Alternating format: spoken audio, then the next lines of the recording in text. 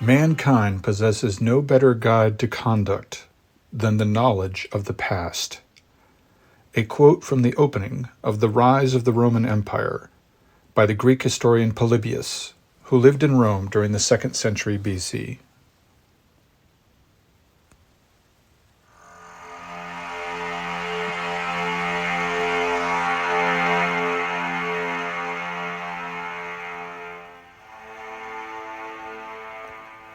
Welcome to the Western Traditions podcast. Today's episode will bring us down out of the realm of the mythical and the legendary into what I call the semi-historical period of Rome's origins. In previous episodes in this series about ancient Rome, we have waded through legend and myth, through stories co-opted from Greek into Roman mythology, and entertained mysteries regarding the genetic and cultural origins of the Romans according to the best science about them that we have today. But now we will begin to learn the history of the city of Rome as the Romans understood it. We should keep in mind in all that we learn today that the things that I tell you are the things which the Romans told each other about their history. But we also have to remember that the city of Rome was sacked and burned in 390 BC, when the Gauls overcame the defenders of the Roman Republic for the first and only time. And any records of the times from the prior period of Roman history were either lost or greatly damaged anyway in that fire and ruin of the city. So it's long been an archaeological theory that this event, the sack of Rome in 390 BC, this allowed Rome's leadership to rewrite or quote-unquote reimagine, to use a modern term, to reimagine the ancient past of the city for the populace. Now, it would not have been possible to simply rewrite the past and make a lot of things up about Rome's history, although that's a popular left-wing theory about much of history and religion, that manipulative rulers just made things up about the past and pulled one over on the stupid masses, as modernists will often characterize common people. But the problem with any such endeavor to hoodwink the masses would have run into the always existing popular oral traditions that people have always had and continue to have today. Just because the city was sacked does not mean that the survivors suddenly experienced amnesia. However, we must admit that this event, the sack of Rome in 390 BC, certainly would have made it easier to tweak traditional perspectives on the past. And we have seen how common perspectives on the past can undergo great change even in our own times. Abraham Lincoln, in his own time, was seen both as a despot, a brutal tyrant by the rebellious South, and by many in the North as an incompetent fool who had lucked into his way into the presidency. By the beginning of the 20th century, though, something of a hero cult had fully grown up around the man. Carl Sandburg wrote a 6-volume biography of Lincoln, and the final book was published in 1939, and it's a barely disguised love poem dedicated to that fallen president. And yet, then again, by the end of the 20th century and on into our own day, Lincoln is now viewed more complexly and often with disdain by the same political school of thought which had once embraced him. So imagine how much easier it would have been for a similar evolution to have taken place in the remembrance of Rome's past after its historical records had all been destroyed. Nevertheless, we must work with what we have, and we must rely on good sense to help us to be open to both skepticism and belief. Now, as for working with what we have, if you would like to help me work with what I have, please consider visiting the website, western-traditions.org. That's western-traditions.org. There you can contribute to my work by purchasing Western Traditions merchandise from the shopping page. You can also directly support me with gifts through PayPal, or you can become a paid member by subscribing to my Patreon. Patreon supporters get access to my Patreon page where I share updates and previews and also pass on historical links and other resources. Whatever you decide to do, please remember to like, share, subscribe, and comment wherever you hear this podcast. I'm also on YouTube, Spotify, Amazon Music, and other web platforms.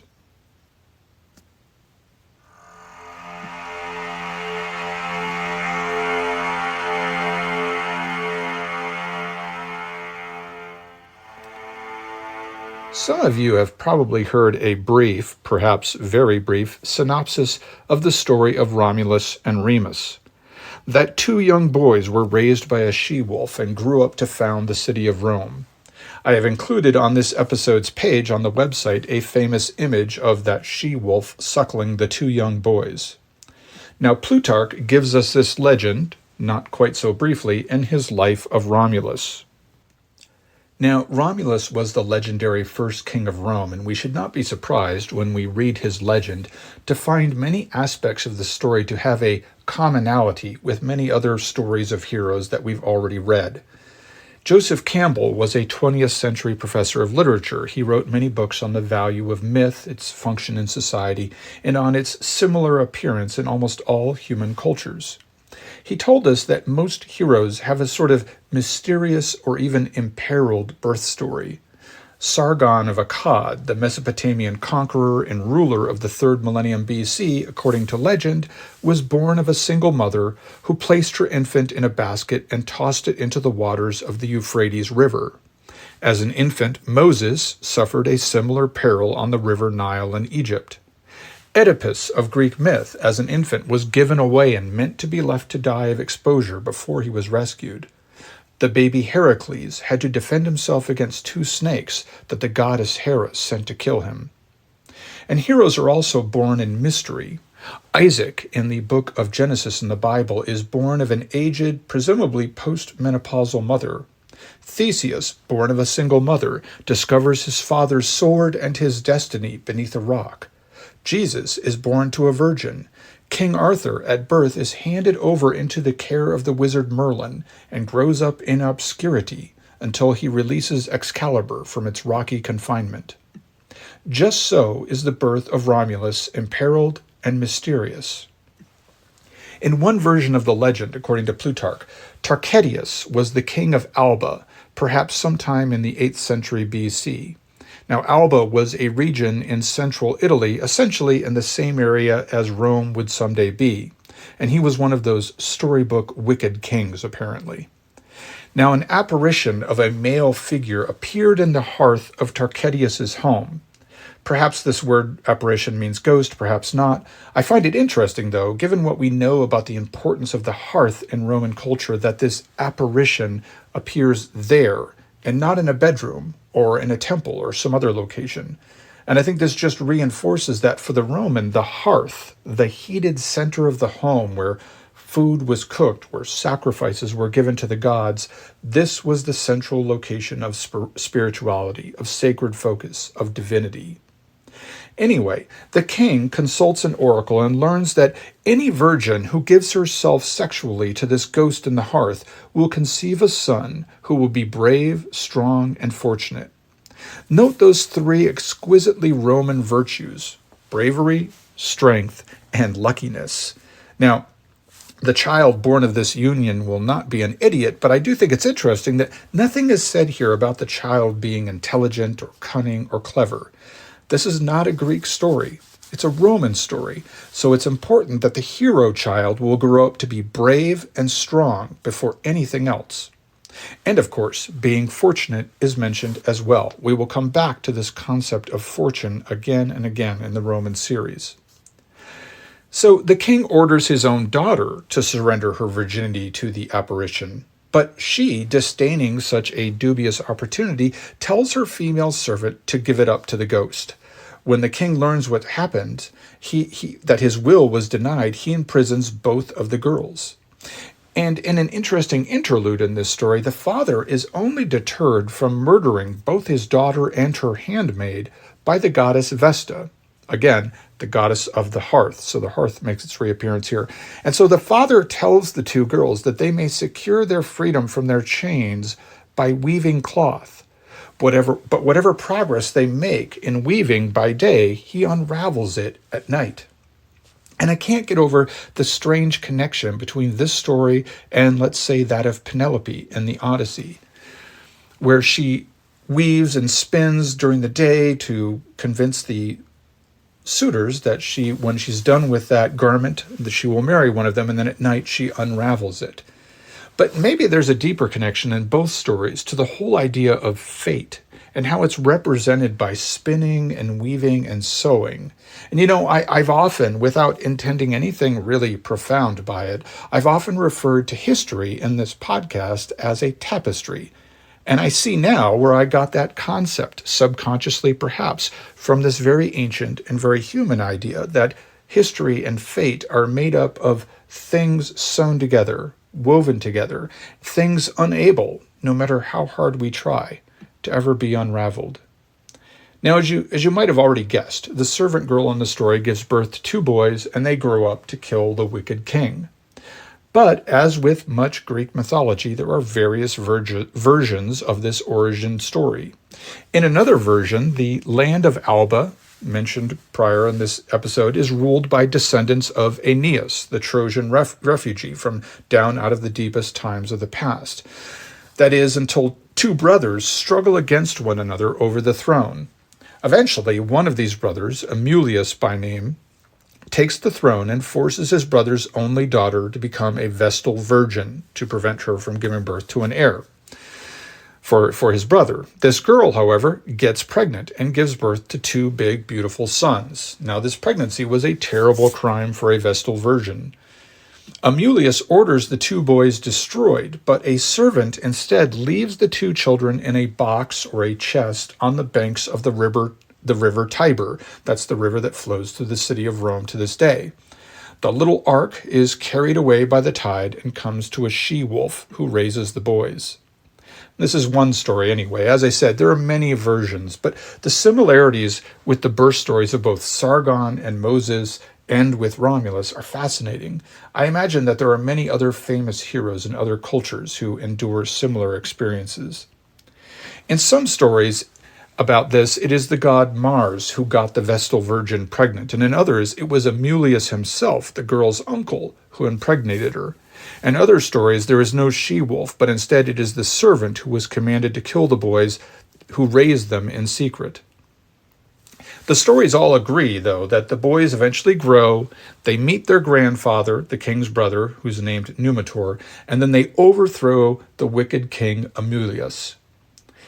Plutarch remarks that some of his contemporaries were suspicious of these dramatic stories and considered them to be pure fiction. But that biographer, though he is a Greek, reflects on all this in a truly Roman manner when he cautions us to remember that, quote, fortune is sometimes a poet, unquote, and that possibly Rome could have never risen to such eventual power unless it had its origins in something so miraculous.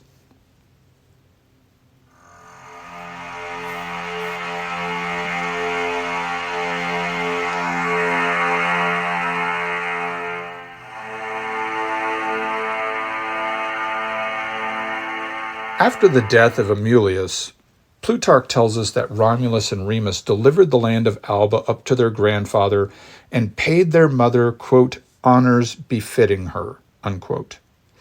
It is important in Roman legends for the heroes to act with propriety, to do what is appropriate. And here that is reinforced because it's not enough for Romulus and Remus to be heroic and manly and brave, though these virtues are important, no doubt. But when all is said and done, they then honor their grandfather and their mother. For the Greeks, heroes like Achilles have some leeway with regard to their behavior.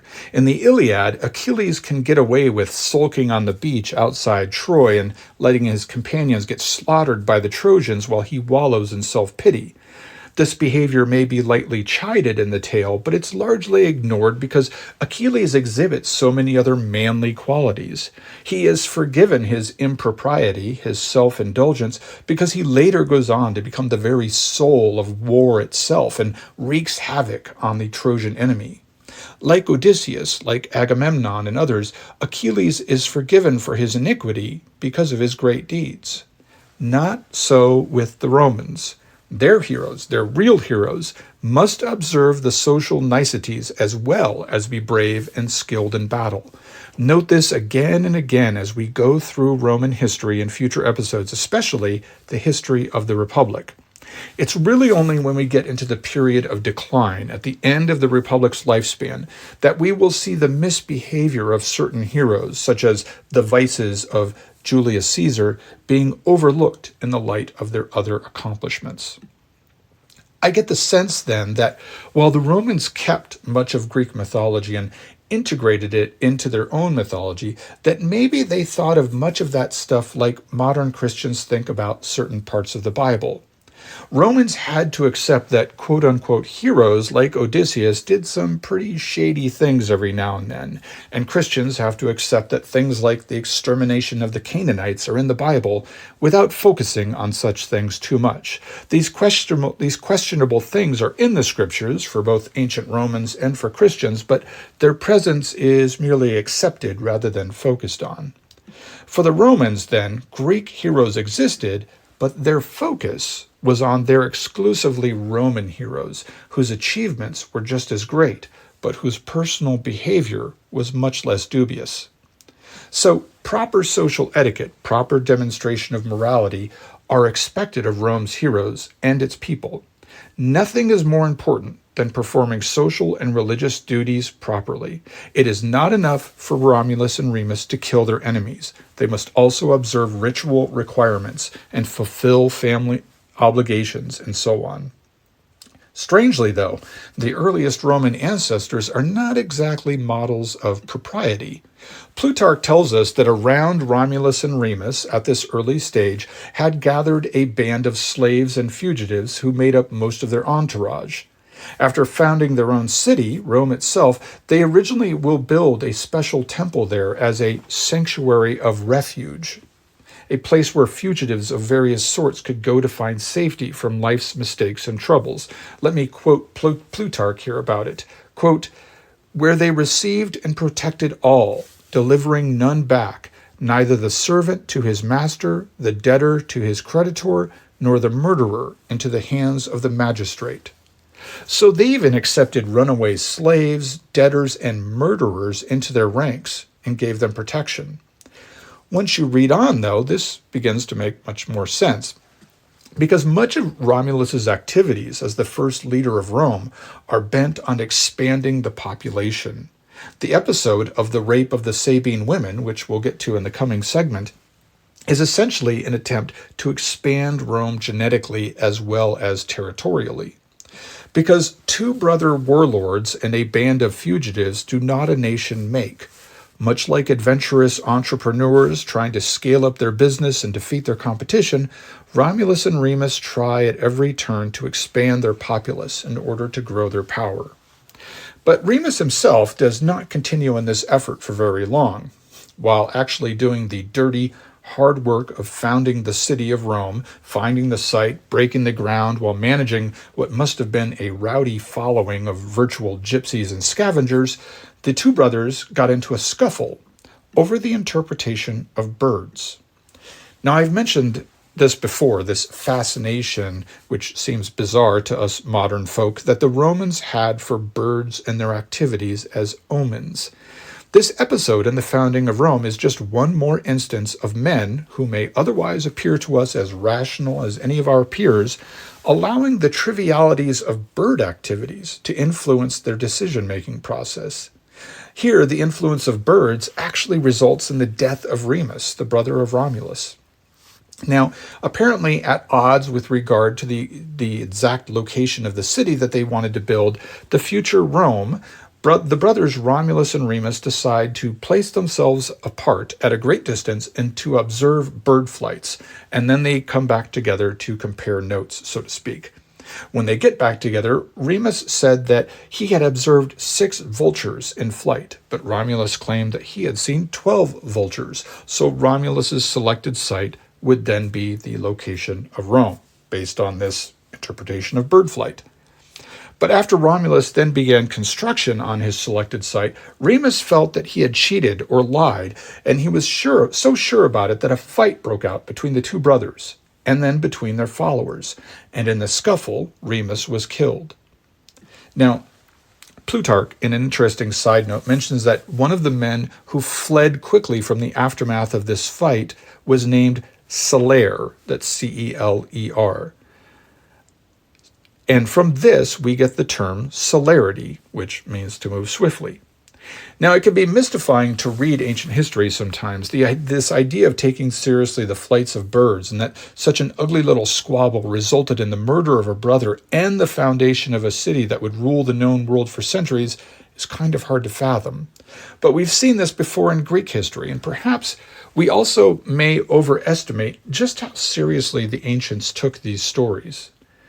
I mean, I know people tend to read ancient history and to assume a certain amount of gravity and formality in everything that the ancients did. But then I consider that someone studying the United States 1,000 years from now, they might repeat the story of George Washington chopping down the cherry tree. And they might think that Americans in the 21st century took this story as gospel.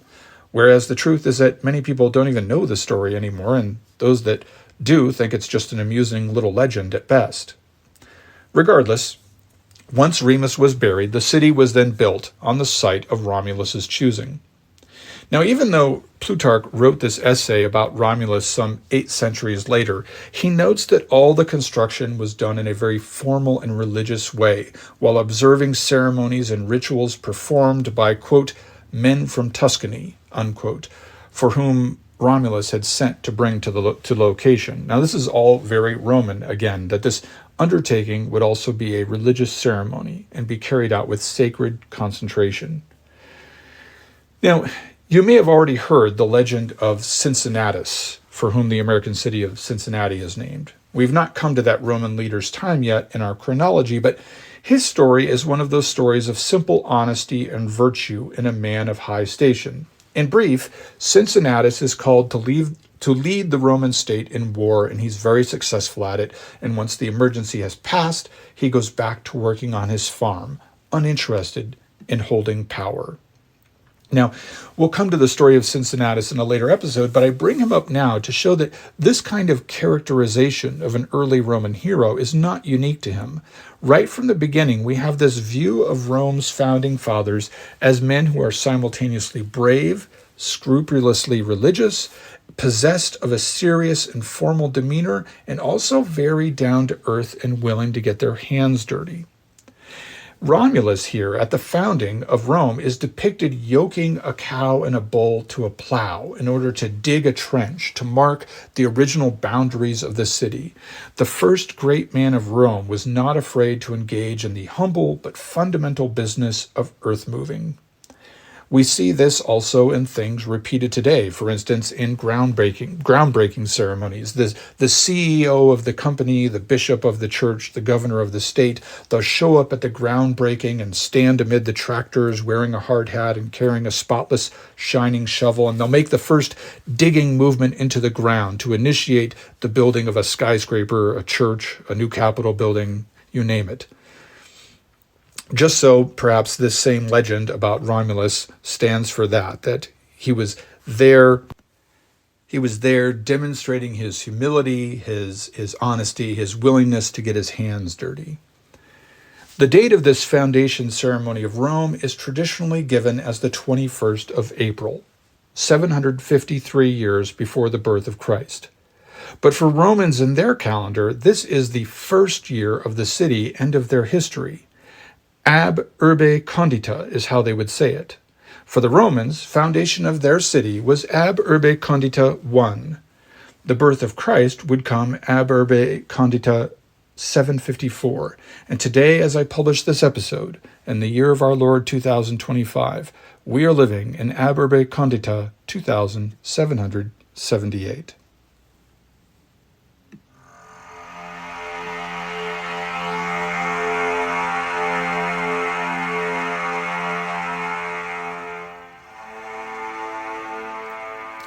Now, you should know that sometimes this podcast will seem to bog down into statistics and numbers at times and into other details that may seem boring to you. Now, for others, those details may not be so tedious. For some students of history, those details are the very juice of life in the annals of history. Some may prefer to read about the battle of wills between political opponents, such as between Pericles and Cleon in ancient Athens, while others prefer to read about the battles of swords and spears, such as in the story of Leonidas and the 300 Spartans holding off the entire Persian army. In this podcast, I consider it necessary to entertain both audiences. Furthermore, focus on the nitty-gritty details of troop numbers and battle tactics with regard to Rome is necessary, because these things are the very heart of Roman ideals, and those details of numbers and formations often impact the fate of that nation. The troop movements at the Battle of Cannae, for example, are still referenced today in both political and military discussions. If you wish to know about the Roman spirit, then you must come to know not only their attention to such details, but their impact on Roman fortunes. Additionally, given that so many of our modern Western languages are based on Latin, it's also worthwhile for this podcast to focus sometimes on the relationships between certain ancient Roman terms and modern words that we still use today. Anyway, that was all a long-winded preface to discussing briefly Roman military organization, which begins with Romulus and which we will bring up again and again in the podcast. Now, after founding the city, Plutarch tells us that Romulus immediately organized the men of military age into companies of troops, and each company consisted of 3,000 foot soldiers and 300 cavalry. These companies were known as legions. The word legion presumably comes from the Latin verb legere, which has multiple meanings, but among them is the meaning to choose or to select. And the Roman legions are so called because they represent the select or chosen ones from the Roman populace. But we should also take note of the phrasing Plutarch uses in describing the selection. He describes, quote, men of military age, unquote. Now, for the ancients, this would not have meant what it means today, when many countries often restrict military selection to the ages between 18 and, let's say, somewhere in the late 20s. In popular films, like that terrible movie 300 with Gerard Butler, they depict ancient warriors as a bunch of hot young men in their 20s with bulging biceps and six-pack abs, when the reality was that armies, both standing armies and those conscripted for emergencies, were typically composed of men from ages as young as 15 to as old as 60. So it's hard to say just how, quote-unquote, select those legions were. Regardless, whoever was not numbered among the soldiers, women, children, men too young, too old, or too feeble to bear arms in the legions, all these were named, quote-unquote, the people, or populus. From here we get the word population. From the people, Romulus selected another 100 men of greater years from the finest families, and he called them patricians, from the Latin noun pater, which simply means father in English. They were the fathers of their country. From this term, we also get patriotism. A patriot is someone who loves their patria, or their father's land. In most Romance languages, patria, or fatherland in English, is the term used to describe one's country. When these 100 patricians sat in council, they were known as the Senate. This term, Senate, literally means gathering of elders. It comes from the Latin word senex. Consider how we use terms such as senile, senescence, and senior to describe aging or to describe someone of many years. The Senate, then, is a gathering of elders, which is why even in the modern United States, in the U.S. Senate, you have higher age limits. A U.S. representative in Congress may be as young as 25, but a senator must be 30 years old, and the president must be 35 or older. This Roman Senate will be a long-standing body of governance and counsel, always in the forefront or in the background as we read through the next 2,000 years of history in the Roman Empire. It will be the governing and guiding body for many centuries under the Republic, but even after the emperors take control, the Senate will be the body with which the emperor must at least engage in order to undertake any endeavor or make any decision. As a formal body of governance and council in the West, the Roman Senate will continue to exist even after the fall of the city of Rome in AD 476. Gregory the Great, first Pope of Rome under that name in AD 603, over a century after the supposed fall of Rome, he lamented in one of his writings about the quote-unquote near disappearance of the senatorial class in his time. But that remark is the last that we ever hear of that body in the West. Presumably, the senatorial class in the West went extinct sometime that century. In the East, in Constantinople, the body of the Roman Senate will continue to advise the emperors until AD 1453, when the Muslims sacked the city and the Roman Senate, founded over 2,000 years before, finally went totally extinct.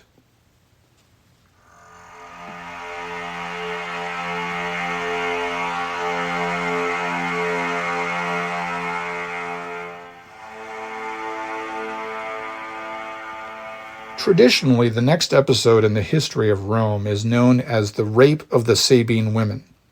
Now, rape has always been a highly charged term and is so charged today that you can't even discuss the subject on social media without being banned.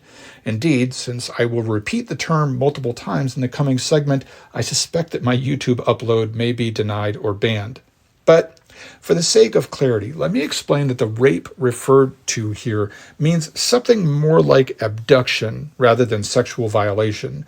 Thus, in the 18th century, Alexander Pope will write a humorous poem titled The Rape of the Lock, referring to the theft of a woman's lock of hair and not implying whatever else someone might infer about that wording. Now, of course, I don't want to downplay the gravity of the term too much. When the Roman men steal the Sabine women away from a community festival, as described here in a moment, it seems quite likely that this episode was followed by the sexual violation of those women. But the name of the episode, The Rape of the Sabine Women, refers to their kidnapping, not to anything else. Now, who were the Sabines anyway, and why did the Roman men abduct their women? As for the identity of the Sabines, we should prepare ourselves here at the beginning of the Roman series for a litany of battles and skirmishes against people living in the lands immediately surrounding the city of Rome. That is much of the fundamental story of Rome's rise, these battles against local tribes in the Italian peninsula.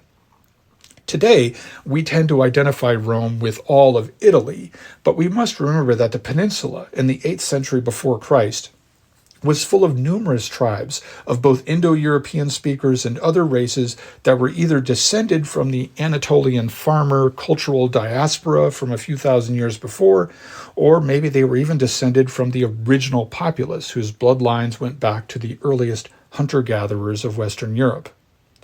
Now, the Romans were a Latin-speaking Indo-European group.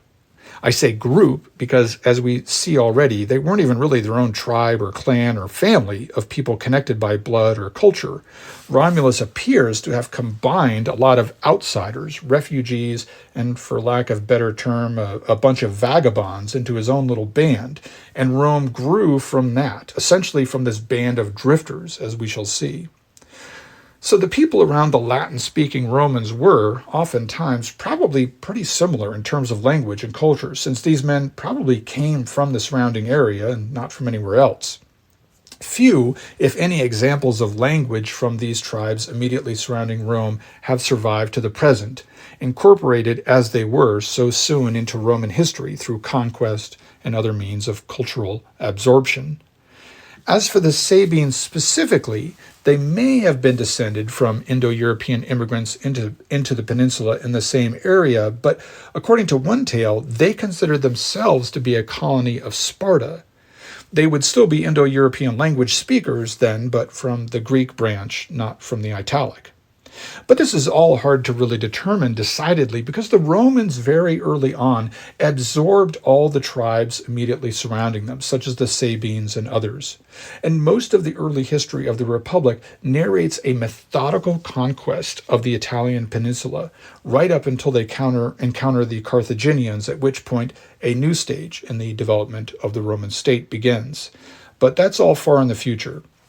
At this juncture in Rome's history, just after Romulus founded the city, the most pressing problem was not security.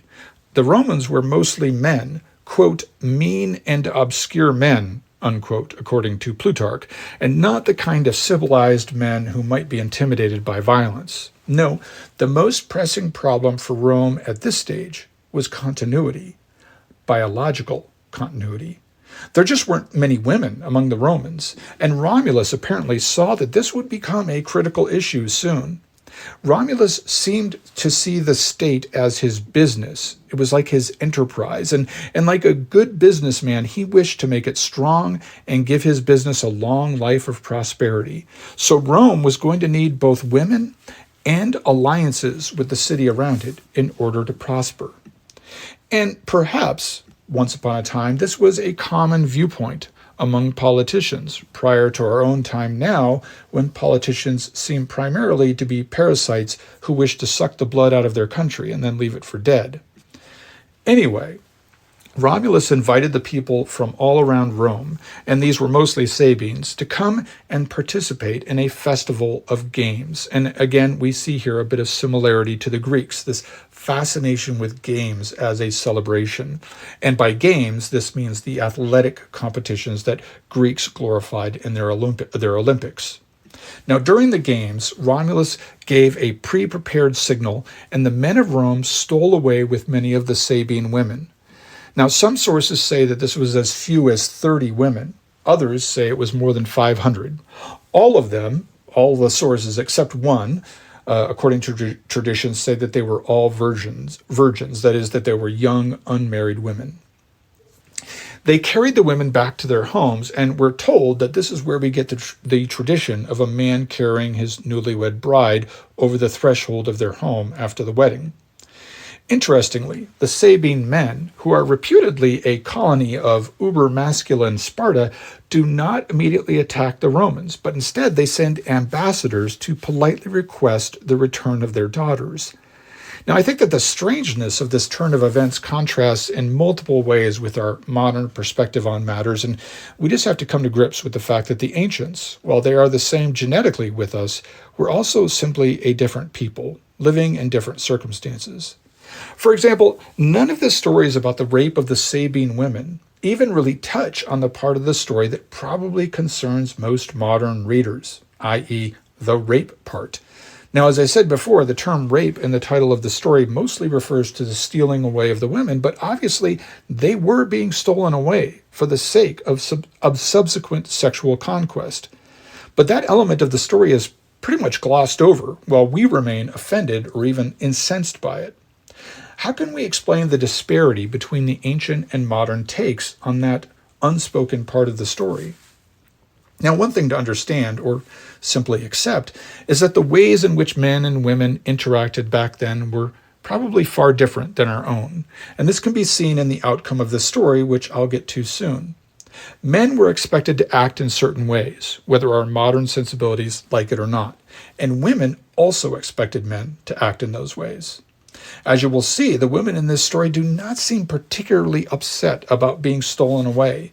Even when their own tribesmen come for them and they have the opportunity to seek vengeance on their rapists, they don't do it. But then we're perhaps also disturbed by the fathers of the women initially sending ambassadors instead of an army to get their daughters back.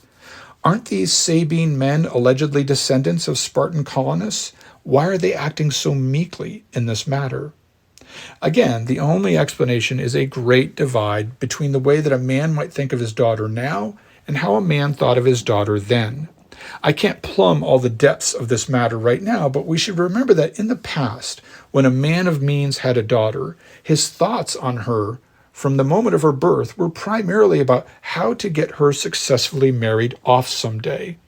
He wasn't going to send her to college so that she could get a degree and become a successful professional someday, so he was expecting her to be carried away in some sense by another man. The only complaint that the Sabine men would have really had would have been the cultural violation of their custom, not the sexual violation of their daughters. So they wanted the arrangement of these quote-unquote marriages to either be nullified or formalized, and that's all. As for Romulus, many scholars interpret this move of his not as a cold-blooded plan to ravage the daughters of the surrounding tribes, but as a way to force union of some sort with them and to secure Rome's future. Without women from the other tribes, Rome was destined to decline and disappear. Even though this move provoked potential conflict, Romulus may have cleverly seen with his politician's guile that the outcome would ultimately be reconciliation. Perhaps Romulus saw the situation much like we might view a relationship between a man and a woman. If a couple never fights, we don't necessarily consider that a good sign. Those of us who have been in relationships know that fighting, and in particular the reconciliation that comes afterward, these things often bring about a stronger bond that goes much deeper than just mutual admiration or love. It's sometimes necessary to have conflict and then resolve the conflict in order to become closer to someone. And the same goes with nations. Historically, the nations of France, England, and the United States had every reason to be enemies, not allies, in the world wars of the 20th century. But you could make the argument that these nations' long acquaintance in mutual conflicts in prior centuries actually brought them closer when it came time to repel the Germans, a foe common to all three of them at the time. Thus, perhaps Romulus saw that the rape of the Sabine women would eventually force Rome's neighbors to come into closer fraternity with them, through engagement of one kind or another. Indeed, Romulus's first response to the ambassadors that came to retrieve the women was to encourage the ambassadors to accept this all as a sign of future and greater correspondence between the tribes, and correspondence here means cooperation, even maybe alliance. Now, the Sabines overall do consider that possibility, but Acron, the king of a local tribe, decided that Romulus was gaining way too much power, and he declared war. Now, as with many battles to come, Romulus wins this one. When the people of Acron's city surrender, he demolishes the place, but he lets the survivors live, and he brings them to Rome and welcomes them as citizens. See then Romulus's true goal. Not bloody conquest and pillage for its own sake, but the growth of his population base. More people equals more power. In the past, particularly, people were not burdens as societies view them now. People were resources because it was men and women who sowed the crop, who plowed the fields, who hammered out tools and weapons in the smithy and guided merchants' caravans and put on the arms and armor of war when the time came. A greater population meant more power, more wealth. In the wake of this Roman victory, Plutarch describes the first triumph of Rome.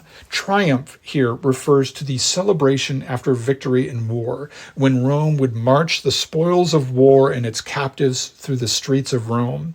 In future episodes, many victorious generals will bring back captive kings and wagon loads of gold and jewels and columns of slaves and other valuable resources and parade them all in front of a rejoicing Roman populace. At this first triumph, Romulus carved a tree trunk, and he placed the armor of the dead king Acron on it, and he marched it through the town at the head of the triumphal column, and he dedicated it to Jupiter. Romulus himself here gained something called the opima spolia, that is, the triumph whose spoils are won by a general who not only wins the battle, but who with his own hands kills the opposing general. Only 2 other men in all of Rome's history would earn this opima spolia through killing a foreign general by their own hand. The war was not over, though. There would be more battles with other Sabine cities and with other tribes as well. All would end in Roman victory, and often in colonization of new territory.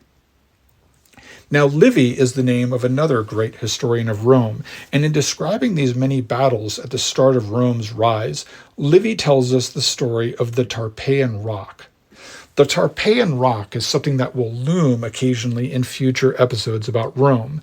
This was a cliff next to the Capitoline Hill in Rome, right next to the Capitol buildings, a cliff from which Romans would throw down criminals doomed to execution, much like we heard about the Spartans doing in the Greek series.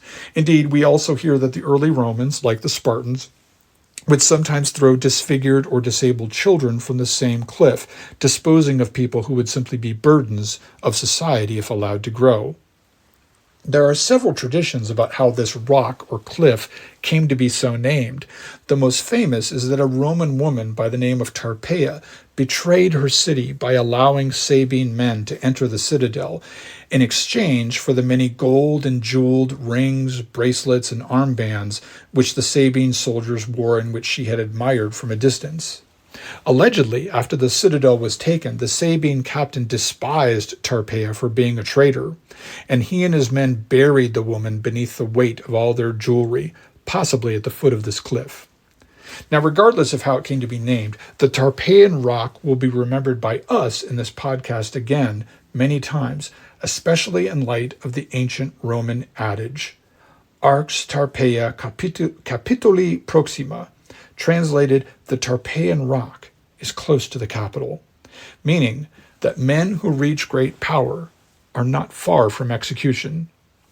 Many powerful men of Rome, such as Julius Caesar, will live only long enough to learn this personally. Now, unexpectedly, all this warfare between the Romans and the Sabines comes to an end only when the Sabine women intervene. Now, things were quite dire for the Romans at this point. Thanks to the treachery of Tarpeia, the Sabines had penetrated the Roman defenses, and Romulus had only just managed to rally his men to fight off the initial onslaught of Sabine warriors. As the two sides were preparing for one more titanic battle that would decide the fate of the city, the daughters of the Sabines, the ones who had been carried off, ran onto the battlefield amid both their Roman husbands and their Sabine fathers and brothers. Here are their words, according to Plutarch. In what way have we injured or offended you so as to deserve such sufferings past and present? We were ravished away unjustly and violently by those men to whom we now belong. That being done, we were so long neglected by our fathers, our brothers, and our countrymen that time, having now by the strongest bonds united us to those we once mortally hated, has made it impossible for us not to tremble at the danger and weep at the death of the very men who once used violence to us. From this language, we can presume that some time, months or even years, must have passed between the theft of the women and this battle. Indeed, the women's closing statement, which speaks of the children that they have had with their Roman husbands, makes this clear. Quote, "Restore to us our parents and kindred, but do not rob us of our children and husbands. Make us not, we beg you, captives twice." Unquote. In other words, the women demanded peace so as to preserve both their male relatives' lives and the lives of their new husbands and children. Now, no doubt this language irks many a listener that these Sabine women would seek to preserve the lives of the men who abducted them, but there are probably many things about our own time that would disturb the ancient Romans.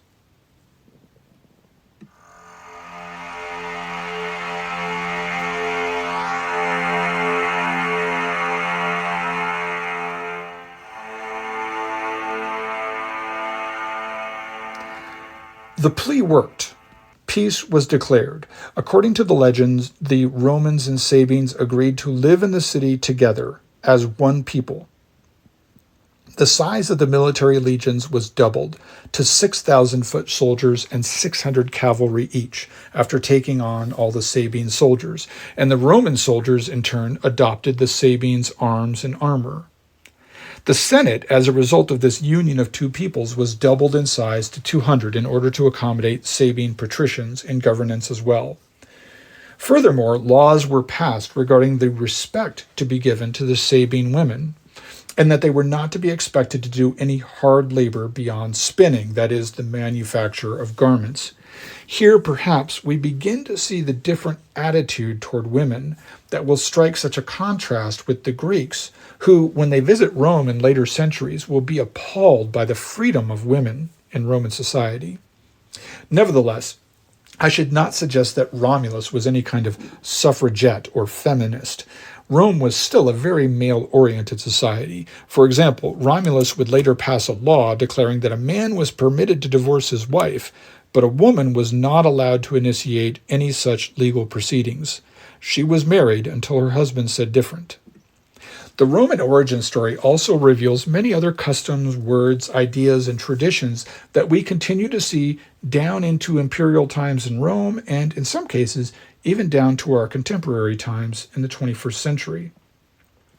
Now, the population at this moment was allegedly divided into 3 tribes, and it's actually from this division that such groupings are called, in Latin-based languages like Spanish, English, or French, that such groupings are called tribes, from the Latin word for three, tri, T-R-I.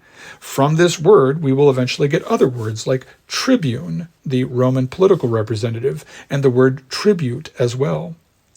The festival of the Lupercalia, held in February, is purported to have its origin in the foundation of Rome, though it's probably based on an ancestral celebration of much greater age.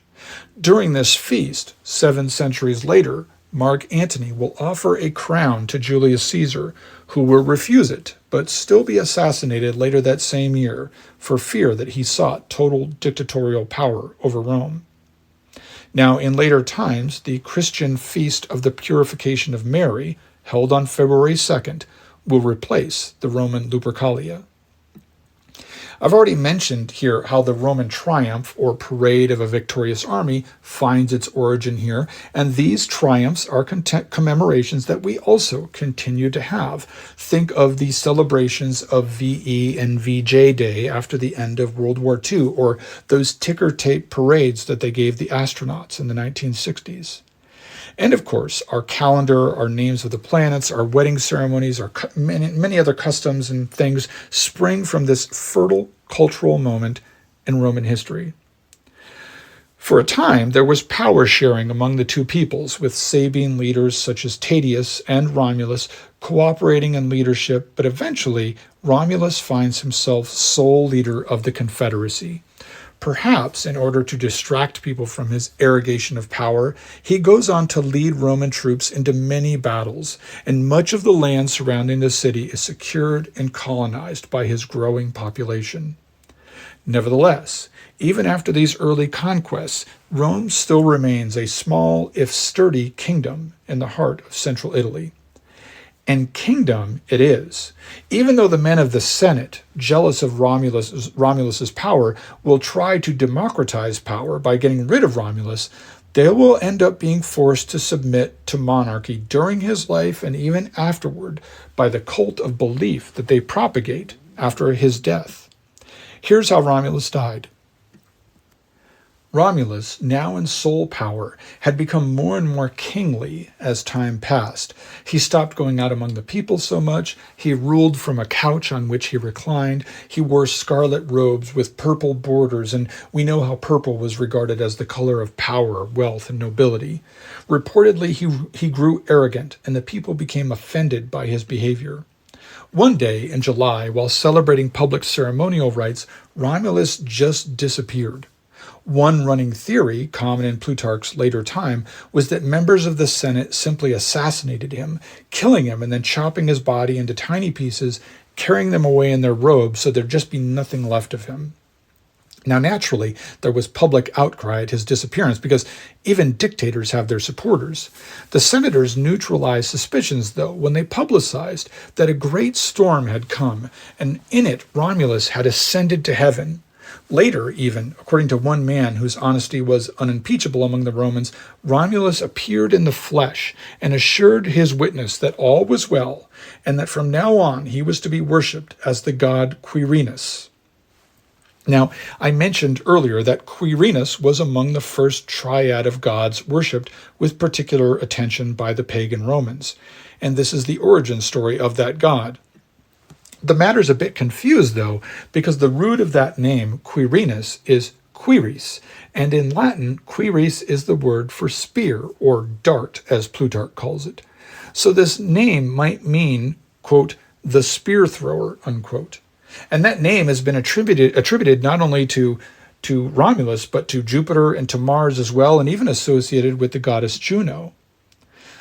Some historians alternately believe that Quirinus was a Sabine war god, and perhaps this moment represents the ascendancy of Sabine culture among the Romans. As we shall see in the next episode, the Senate will not be able to maintain its oligarchic hold on the state, and a new king will follow in Romulus's footsteps, but he will be a Sabine man named Numa Pompilius.